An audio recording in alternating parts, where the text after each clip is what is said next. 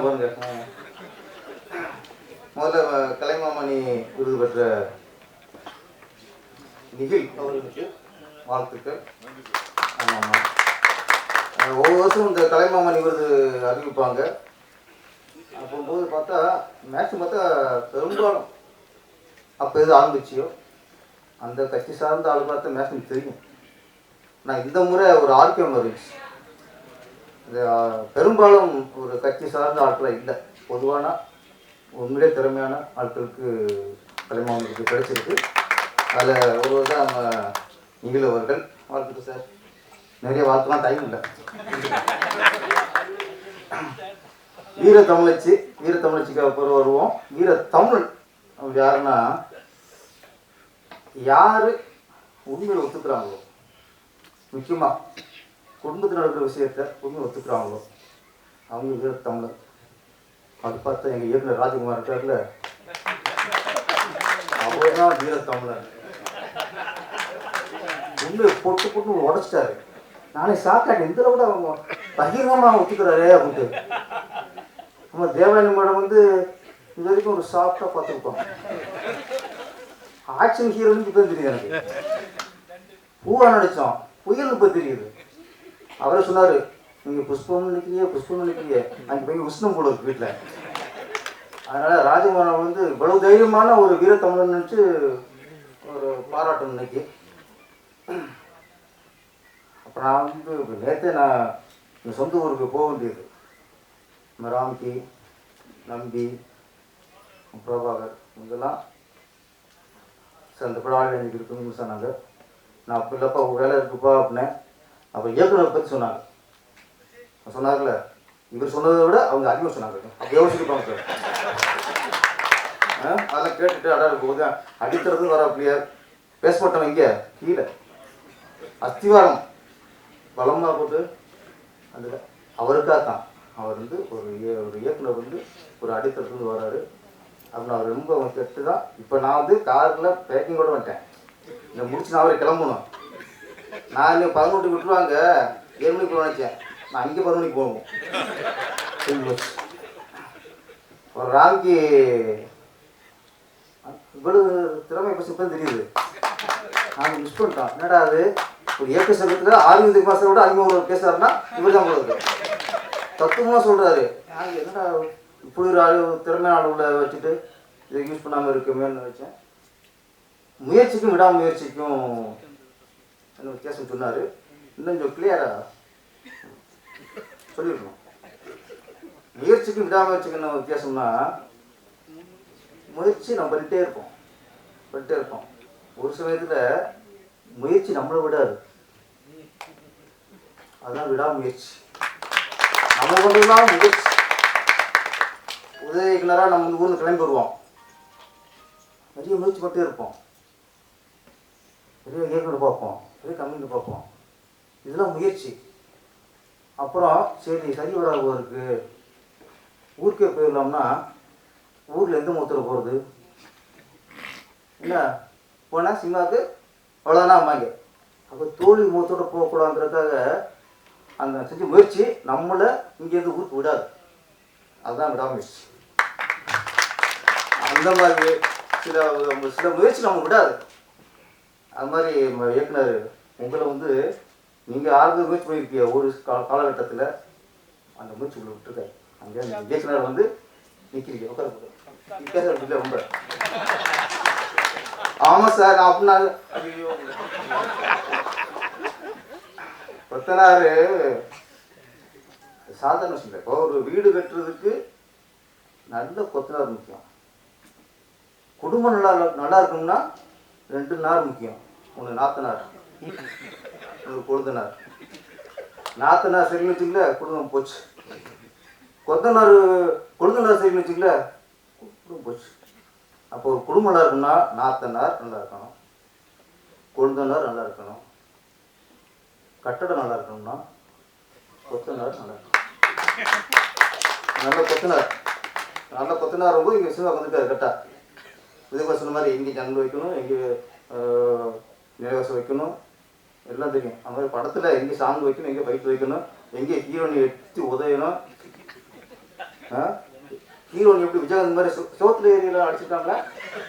அது இல்லை, அதையும் பண்ணிருக்கலாம். ஏன் குறை வச்சு ஜம்ப்பு அடிச்சு தலையில் தொங்க விட்டுருக்கிய, அதையும் பண்ணியிருந்தா இதுக்கப்புறம் பேர் வேற மாதிரி. புரட்சி கலைஞி சுஷ்மிதா. நம்ம இவர் இளையா சார் பேசும்போது, நான் சின்ன வயசுல இருந்து அவர் சொல்றாரு, நான் என்ன சொல்றாரு அவர், நான் சின்ன வயசுல இருந்து சஞ்சீவை பார்த்து வியந்திருக்கேன். நான் சஞ்சீவை பார்த்தேன் பகிர்ந்துச்சு. சின்ன வயசுனா அந்த உலகம் நம்ம என்ன நினைக்கும்? இப்போவும் சஞ்சீவ் சின்ன வயசு தான். நீங்க சின்ன வயசுல அவரு என்னமோ விஜயகுமார் அவரு எப்படி தளபதி விஜய் அவர்கள் என்று இளமையோடு இருக்காரோ அது மாதிரி இவரும் நான் என்னைக்கு பார்த்தனோ இவருக்கு அது குறைஞ்சிட்டே வருது. நான் சாக்கேட்டேன், என்னடா அவர் பையனை அடிச்சுக்கிருக்கேன். இப்போ நம்ம முடியல இல்லை, டயருக்கு பையனை அறிமுகப்படுத்தாரு, நான் ஃபஸ்ட் தம்பி நினச்சிக்கிருக்கேன். அப்புறம் பையங்கிறாரு அசிதர் அங்கே சாங்கை போட்டுக்காரு. அதெல்லாம் பண்ண உடனே முதல்ல இந்த யூஸ் பண்ணிடுவோம், இது லேட் பண்ணக்கூடாது. ஏன்னா இளமை வேஸ்ட் பண்ணக்கூடாது. நம்ம நிறைய உதவி இயக்குநர்கள் நிறைய இயக்குனர்லாம் இளமை வேஸ்ட் பண்ணிடுவோம். இழப்பு கூட இழப்பு இளமை தான். அது இங்கே சினிமாவில் நிறைய வேஸ்ட் பண்ணிடும். வீரத்தமிழச்சி இன்னொன்று வீரத்தமிழ். அப்போ வீரத்தமிழ்னு சொல்லிட்டோம் ராஜகுமார்னு. வீரத்தமிழச்சி யாருன்னா அடிக்கிறது உதைக்கிறத விட ஒரு புருஷன் கஷ்டப்படும் போது பக்கவளமாக இருந்து அவங்க எந்த குறையும் பார்த்துக்கிறாங்கல்ல, அவங்களும் வீரத்தமிழச்சி. அவர் பார்த்தா நம்ம இயக்குனர் இந்த மனைவி அவங்க கரெக்டாக ஃபர்ஸ்ட் நம்ம சொல்றது அவங்க சொன்னாங்க, பேச விட்டு பேசியா இந்த மனைவிய பேச விட்டு பேசியா பேர் நான் படிக்க வச்சேன். பேச விட்டு பேசியா மேடையிலேயே கரெக்டாக பேசிதாதுமா அவங்களாம். மேலே நாகரிகம் இந்த சபை நாகரிகம் என்ன மேலே எப்படி பேசணும் திருவள்ளுவர் மாதிரி எங்கே வரல பேச விட்டு பேசல. ஒரு வீட்டில் அவங்க சொல்ல கேட்பாரு உள்ள இருக்கு, இங்கேயாவது கேட்காம இருப்போம் என்ன அப்போ இங்கே நீங்கள் எத்தனை இருக்கும்ல அந்த தைரியம் வச்சு இருக்கு. வீட்டில் யாரும் இருக்க மாட்டாங்கல்ல, ராஜகுமார் மறுபடியும் இருக்கலாம் சொல்ல முடியாது. அதனால இங்கே நீ காது வாங்கலை சார், இன்னைக்கு சார் கச்சேரி வீட்டில் இருக்கு. நீங்கள் வீட்டில் ஒரு விஜயகாந்த் எப்படி லேடி விஜயகாந்தோ நீங்கள் வீட்டில் உங்கள் ஒய்ஃப் தான் நீங்கள் லேடி விஜயகாந்த் அடிக்கிற அடி வைப்பாருங்க. அன்றைக்கி நாளைக்கு நீங்கள் அங்கே போகணும் சமாளிட்டேன் சரிவா காப்பாற்றுவா இல்லை நாளைக்கு நீங்கள் மன்றாடி அவர் ஆசிரியர் நாளைக்கு தேவை உங்களுக்கு. வீர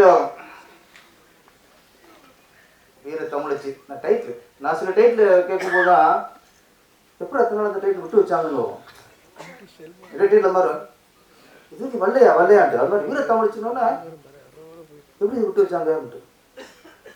நம்ம வந்து வீரத்தமிழச்சி அப்படிங்கும்போது நிறைய நம்ம பாடப்புத்து நிறைய எங்களை ஏமாற்றிட்டாங்க கஷ்டம். நம்ம தமிழ்நாட்டில் தான் நிறைய வீரத்தமிழச்சி. வீரமங்க எழுந்தாச்சியா தமிழச்சி வீரத்தமிழச்சி. நம்ம ஆரம்ப காலத்தில் பாடத்தை படிக்கும்போதுலாம் அது வீரமங்கைனாலே ஞானசி நினைப்பாங்க, அவங்களும் வீரமங்கை தான். ஆனால் நம்ம வேண்டாச்சியில் சொன்னதை விட அங்கே அது அதிகம் படிச்சிட்டோம். ஆனால் இங்கே நிறைய வீரத்தமிழச்சி. இந்த காலகட்டத்துக்கு சரியான படம் இந்த வீரத்தமிழச்சி. நான் நம்மளே ஆக்சிடென்ட் எடுத்தாலும் தான், ஆனால் ஏம்பரத்துக்குமே அந்த கை விழுகாது, தலை தனியாக விழுகாது, ரத்தம் தெரிக்காது, மேக்ஸிமம் இல்லாமல் தான் எடுப்பேன். நம்ம ஆக்சிடென்ட் டைரக்டரே பல சொல்கிறதுல ரத்தம் தெரிக்க வந்தால் என்ன வன்முறை அதிகமாக இருக்கும், ஒரு மாதிரி இருக்கும். ஆனால் இந்த படத்தில் அந்த லேடி விஜயகாந்த் அவர்கள் கத்தி வச்சு கஷ்டப்படுற குத்துற மாதிரி சக்கு சக்கு சக்கு அவங்க நலி விடுவாங்க, டக்கு டக்கு டக்குட்டோம் குத்துறா தண்ணி வெட்டு அவங்கச்சே தெரிக்குது. ஆனால் என்னன்னா வன்முறையாக தெரியல. இந்த நாள் குத்து குத்து விடான்னு தோணுது.